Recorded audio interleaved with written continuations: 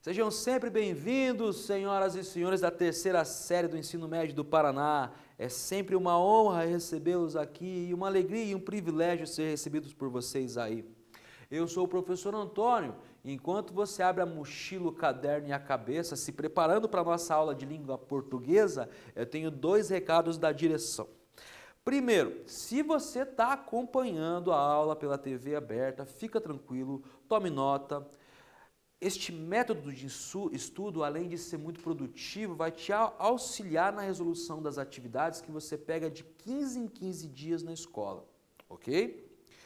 Se você tem acesso à web, à rede mundial de computadores, se você tem o aplicativo Aula Paraná baixado no celular da sua casa, não se esqueça de se manter logado, fica logado com o @escola. Não esqueça, inclusive, de responder à atividade obrigatória diariamente. É ela que vai garantir a presença sua no sistema. E aproveita e interaja com a plataforma, ela foi feita para você. Poste no mural, converse com o seu professor. Se ficou alguma dúvida aqui, direcione a questão para ele. Tenho certeza que ele vai gostar, ok? Bom, a nossa última aula nós falamos sobre Macunaíma, este monumento do modernismo brasileiro publicado em 1928. Hoje vamos para um segundo movimento dentro do modernismo. Já a sua consolidação, a gente vai perceber inclusive nesta década a importância dos grandes ensaístas brasileiros. As figuras como Prado Júnior, Gilberto Freire, todas estão ali repensando e olhando o Brasil, tentando entender o Brasil. Dentre elas está Jorge Amado e nós vamos hoje estudar ele. Conhecer o romance Capitães de Areia de 1937, um ano muito importante para a história da literatura e também para a história do Brasil, vocês devem lembrar. Segundo, identificar o conceito de variação linguística, ou variedade ou variabilidade linguística. Finalmente, terceiro, reconhecer alguns efeitos de sentido do emprego de algumas figuras de linguagem, o que nós temos tentado fazer aqui sistematicamente ao longo dessas últimas aulas, ok? Então vamos juntos.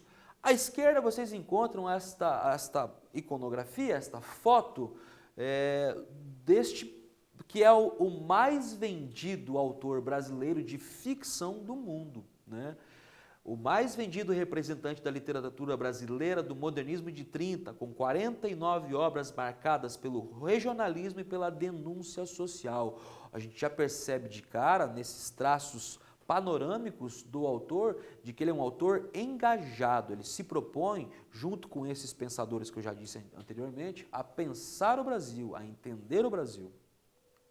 Ele nasceu em 1912 e faleceu já no século XXI, uma obra extremamente traduzida e adaptada para várias mídias, para o cinema, para a música, para o teatro, enfim. Hoje nós vamos nos deter sobre o romance Capitães da Areia, de 1937. Eu trouxe essa primeira página do livro, não se preocupem, vocês não precisam ler, mas atentem apenas à manchete, o emprego peculiar da linguagem, crianças com E, por exemplo, ontem com H.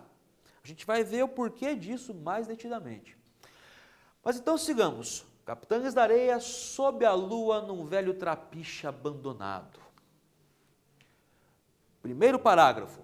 Sob a lua, num velho trapiche abandonado, as crianças dormem.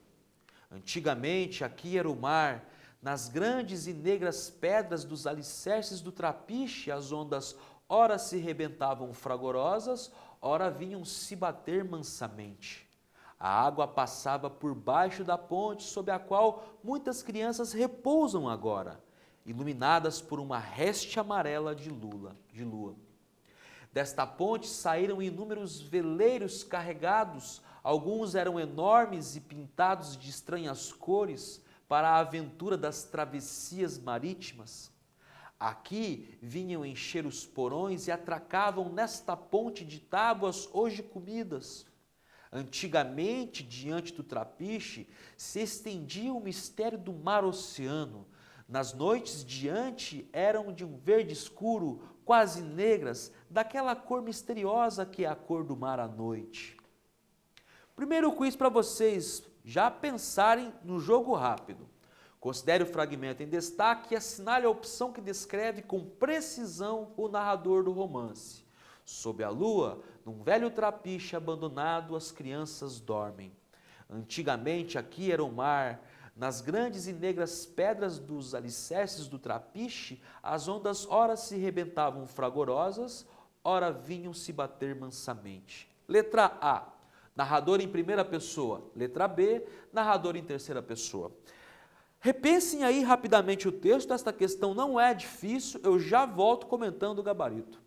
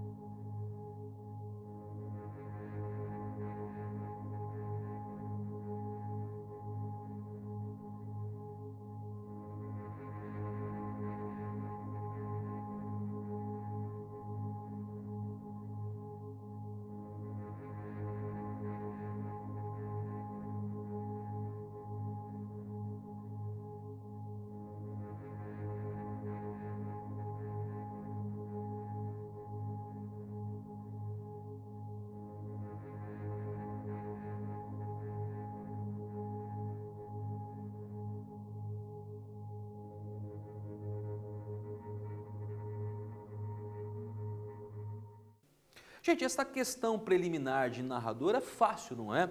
Vejamos, narrador em terceira pessoa, observem o foco da narrativa, né? Sob a lua, num velho trapiche abandonado, as crianças dormem. A terceira pessoa do plural aí é o foco, né? O narrador é uma outra instância, em terceira pessoa também. Não há um eu contando a sua própria história, numa espécie de protagonismo. Ok? Até aqui? Sigamos então. Segunda questão para vocês. A partir da sua leitura do fragmento em destaque, responda: por que esse narrador é onisciente? Aponte no texto as marcas dessa onisciência. Explique qual o efeito dessa escolha narrativa. O que é onisciente? Você pode lançar a mão aí de um dicionário ou tentar compreender como esse narrador se realiza. Eu volto já explicando para vocês.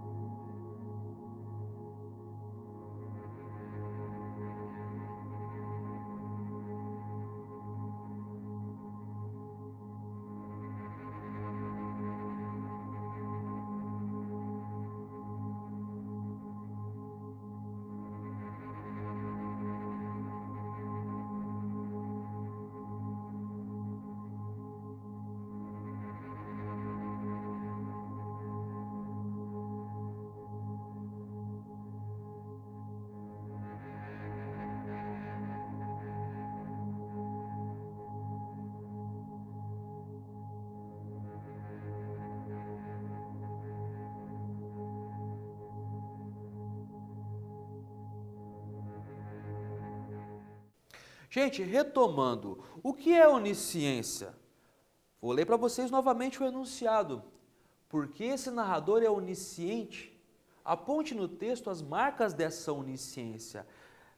Explique qual o efeito dessa escolha narrativa. Onisciente é aquele que tudo sabe, além do tempo e do espaço, né? Então, vocês podem aqui observar no fragmento do texto e no nosso gabarito. O narrador onisciente se caracteriza pela consciência total de tudo o que se passa na narrativa. Sabemos que seu foco é absoluto no tempo e no espaço. Antigamente, aqui era o mar, ele nos diz, aqui em destaque no texto. O leitor acompanha tudo ao lado do narrador que sabe do passado e do futuro.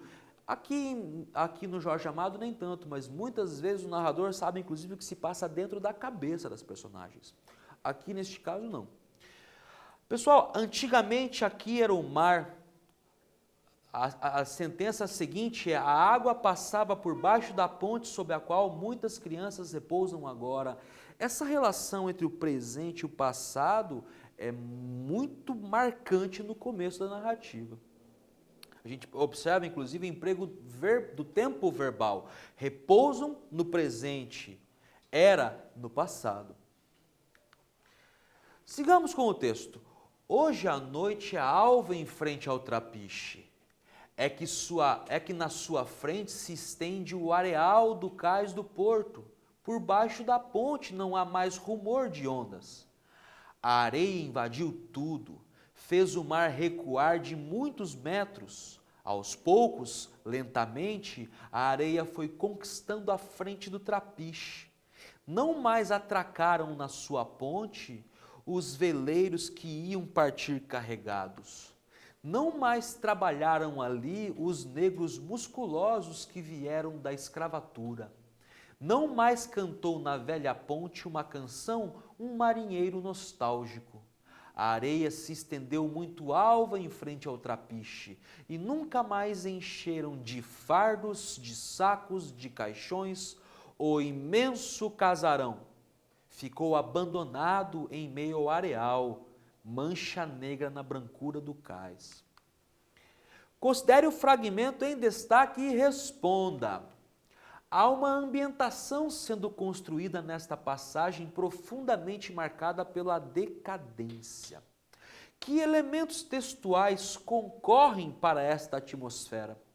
Explique, apontando no texto, estes elementos.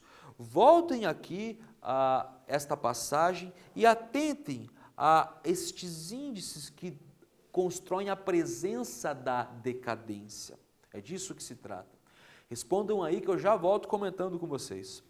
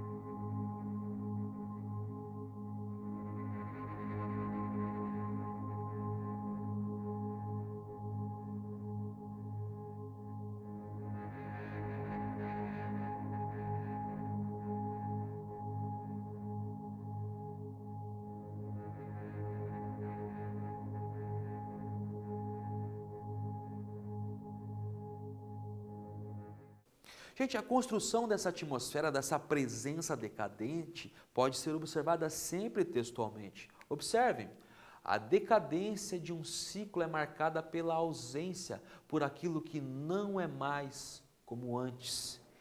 E nunca mais encheram de fardos, de sacos, de caixões o imenso casarão. Esse casarão é um símbolo do Brasil. O narrador compara verbalmente o passado e o presente novamente. Observem aqui no texto: não mais atracaram na sua ponte os veleiros que iam partir carregados, não mais trabalharam ali os negros da escravatura, não mais cantou na velha ponte uma canção, um marinheiro nostálgico, e finalmente, e nunca mais encheram de fardos, de sacos, de caixões o imenso casarão. É a negação que se faz presente aí. Ela denuncia, indicia a decadência. Não mais, não mais, nunca mais. Continuemos com a nossa leitura do texto. Durante anos foi povoado exclusivamente pelos ratos que o atravessavam em corridas brincalhonas, que ruíam a madeira das portas monumentais, que o habitavam como senhores exclusivos. Em certa época, um cachorro vagabundo procurou como refúgio contra o vento e contra a chuva. Na primeira noite não dormiu, ocupado em despedaçar ratos que passavam na sua frente. Dormiu depois algumas noites, ladrando a lua pela madrugada, pois grande parte do teto já ruíra e os raios da lua penetravam livremente, iluminando o assoalho de tábuas grossas. Mas aquele era um cachorro sem pouso certo e cedo partiu em busca de outra pousada, o escuro de uma porta, o vão de uma ponte, o corpo quente de uma cadela. Com vocês agora novamente. Considere o fragmento em destaque e responda. Você deve ter notado que a língua aqui empregada não está em conformidade com a atual ortografia oficial da língua portuguesa. Por quê? Aponte no texto os desvios que você reconheceu e registre-os adequadamente. Quero que você releia o texto aqui com atenção e atente a algumas inconstâncias entre esse registro e o que você conhece como norma culta. Faça esse exercício aí que eu já volto comentando com vocês.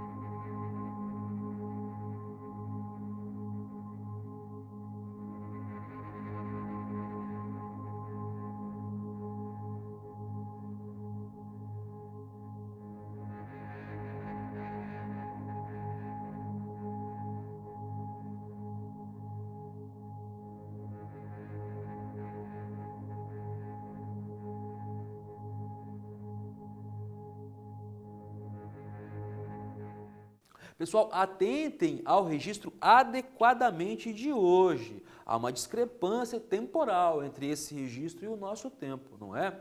Então, vejamos, realmente várias palavras em desacordo com nossa ortografia atual são encontradas aí. A gente pode destacar aqui no texto, ó, época sem acento, refúgio sem acento, A registrado como agudo, quando a gente sabe que hoje a gente registra como um acento grave, teto com acento, ruíra sem acento e finalmente tábuas sem acento, né? Isso se deve à variabilidade das línguas, que não mudam só em uma modalidade, da sua modalidade produtiva, a oral, pois variam também na sua ortografia oficial, na escrita, na variedade prestigiada da língua, né? Gente, eu trouxe para vocês a edição e alguns de vocês já tenham notado provavelmente, com vários desvios que não estão em conformidade com a nossa ortografia de hoje. Acontece que esse livro foi publicado em 1937, eu trouxe o registro da primeira edição, ele era escrito assim mesmo. Lembra lá no primeiro slide que eu mostrei para vocês, crianças escrito com E e ontem com H? A língua muda, a língua é um feixe de variações. Segundo quiz para vocês, jogo rápido. Considere o fragmento em destaque e assinale a opção que descreve o registro atualizado dos arcaísmos do texto. Novamente trouxe para vocês aqui um recorte. Qual que é a resposta correta? Letra A, monumentais e exclusivos. Letra B, roíram e monumentais. Eu já volto demonstrando o gabarito para vocês.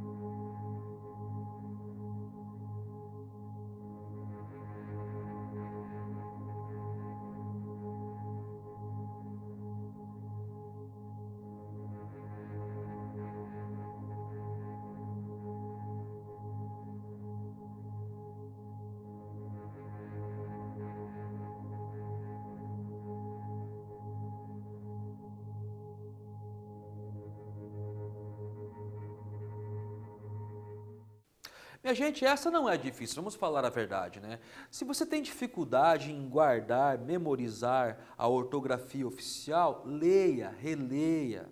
É assim que você assimila a ortografia oficial de uma língua, né? Lendo, exercitando essa faculdade da leitura. Então, qual a resposta correta? Letra B, ruíram em monumentais. Observem que no texto original não tinha o acento marcando o hiato e monumentais era com E, quando hoje nós sabemos que é com I. A língua é um feixe de variações. Guardem este princípio, é quase um axioma da linguística. A língua é um feixe de variações, todas as línguas. Vamos continuar então o texto. Vou ler um pedacinho que eu já li para vocês aqui, para vocês entenderem organicamente as partes que se articulam no texto. Dormiu depois algumas noites, ladrando a lua pela madrugada, pois grande parte do teto já ruíra e os raios da lua penetravam livremente, iluminando o assoalho de tábuas grossas. Lembram do cachorro que está dentro de uma casa grande abandonada? É dele que se trata. Mas aquele era um cachorro sem pouso certo e cedo partiu em busca de outra pousada, o escuro de uma porta, o vão de uma ponte, o corpo quente de uma cadela. E os ratos voltaram a dominar até que os capitães da areia lançaram as suas vistas para o casarão abandonado.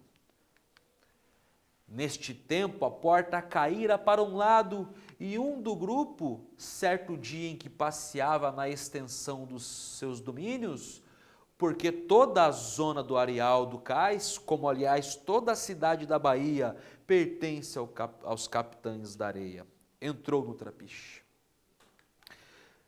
Finalmente nós fomos apresentados aos protagonistas da narrativa, aos personagens principais deste romance icônico da literatura brasileira, os Capitães da Areia. Quem são eles? Vejamos aqui um recorte do enredo para que vocês entendam um pouco melhor e se sintam interessados em ler esta obra. Vale a pena. Eu li esta obra quando eu tinha 15 anos de idade e ela me fez, inclusive, optar pelo caminho da docência. Há entre um dos personagens um professor. Pedro Bala, professor, gato, sem pernas e boa vida são adolescentes abandonados que crescem nas ruas de Salvador e vivem em comunidade no Trapiche. Eles praticam uma série de assaltos e são constantemente perseguidos pela polícia. Um dia, professor conhece Dora e seu irmão Zé Fuinha e os leva até o Trapiche, o que desencadeia uma série de sentimentos nos demais garotos, que não estão acostumados à presença de uma mulher no local. Aos poucos nasce o afeto entre o líder do grupo e a jovem. Antes de irmos para a nossa questão, eu quero destacar para vocês uma coisa. É uma das primeiras vezes que aparecem na literatura brasileira a figura da criança abandonada. Mas isso já tinha aparecido na passagem do 18 para o 19 na Europa, na figura de Oliver Twist, também um menino abandonado. Se você tem interesse nesta temática, você não precisa necessariamente ler o livro, mas há filme, tanto do Oliver Twist quanto dos Capitães da Areia. Agora sim, vamos voltar à nossa questão. Considere o fragmento em destaque e responda. Questão padrão. Porque toda a zona do Areal do Cais, como aliás toda a cidade da Bahia, pertence aos Capitães da Areia. Letra A. Que figura de linguagem expressiva podemos reconhecer neste trecho? Qual o efeito retórico desta estilização do discurso? Releia esta passagem e explique com suas palavras. Gente, muito mais importante que reconhecer uma figura de linguagem é saber o seu efeito retórico e, neste caso, o seu efeito estético. Pensem um pouquinho aí, eu já volto comentando esta última questão com vocês.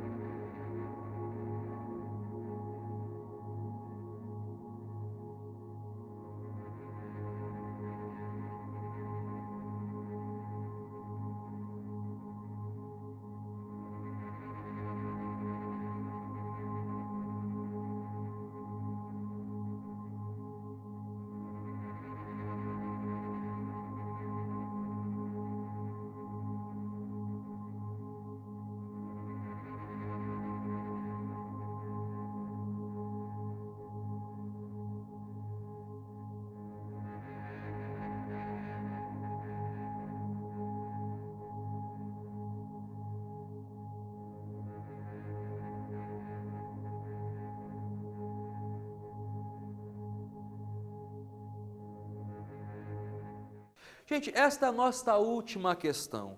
A ideia dessa aula era provocar vocês para que vocês procurassem esse livro e lessem. Vale a pena, vai ser uma experiência para vocês.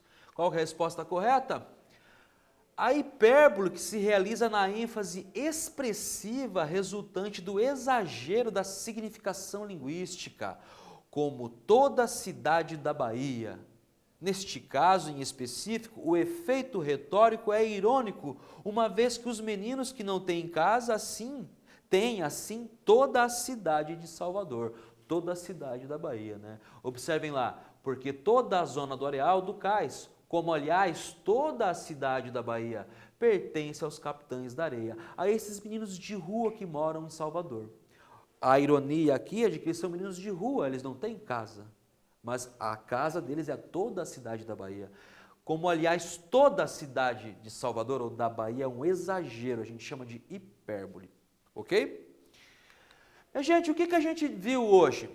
Conhecemos passos iniciais, uma introdução à obra Capitães de Areia, de 1937, um romance extraordinário, no meu ponto de vista, o melhor, do Jorge Amado. Identificamos ainda a noção de variação, percebemos como existem vários registros no texto original de 37 que não mais são replicáveis hoje, por conta das convenções que mudaram, inclusive das reformas ortográficas oficiais que a língua passou. São umas 10 ao longo de 100 anos praticamente. Reconhecemos finalmente alguns efeitos de sentido que o emprego de algumas figuras de linguagem ostentam ou sustentam, por assim dizer. Deixo aqui para vocês um abraço carinhoso, a gente se vê na próxima aula e falou!